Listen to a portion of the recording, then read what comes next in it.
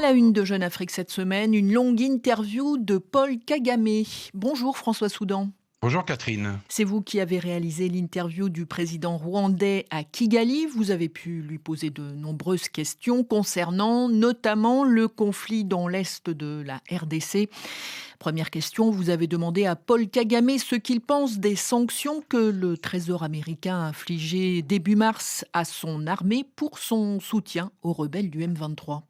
Comme vous l'imaginez aisément, Catherine, Paul Kagame n'est pas du tout d'accord, hein. Nous ne faisons que nous défendre contre les ex-génocidaires FDLR soutenus par l'armée congolaise, dit-il, et les sanctions équivalent à blâmer les victimes tout en félicitant les auteurs des forfaits.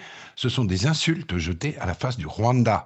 La partie américaine ne doit pas donner l'impression d'exercer une lourde pression sur le Rwanda tout en traitant la RD Congo avec délicatesse pour des raisons que je ne souhaite pas commenter, et il conclut qu'on n'attende pas de moi que je demande pardon et que j'accepte des sanctions injustifiées dont je ne comprends pas les bases. Lors de cette interview, François Soudan, vous avez également demandé à Paul Kagame comment il explique la présence de son armée dans l'est de la RDC.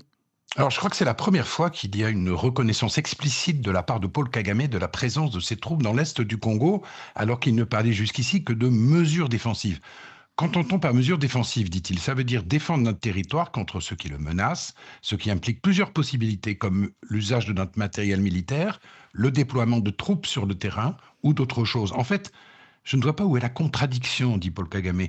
Si je défends ma frontière et qu'il faut pour cela traiter la menace à 5, 10, 20 kilomètres au-delà, cela reste une mesure défensive, conclut-il. Et vous avez également interrogé le président rwandais sur la présence à Goma de l'ancien président congolais Joseph Kabila, condamné à mort par contumace par la justice congolaise.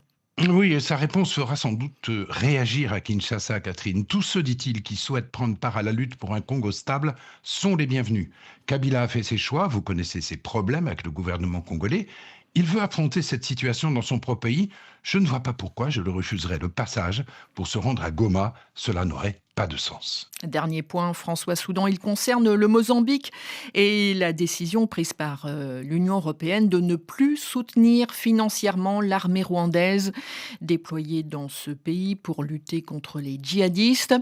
Et vous avez pu constater, François Soudan, que la décision passe mal du côté de Paul Kagame. Oui, en quelques phrases, Catherine, hein. Si ces derniers, Paul Kagame entend là les Européens, les compagnies pétrolières qui opèrent dans la province du Cabo Delgado, si ces derniers considèrent qu'ils n'ont plus besoin de sécurité, je ne vois pas pourquoi nous resterions un jour de plus.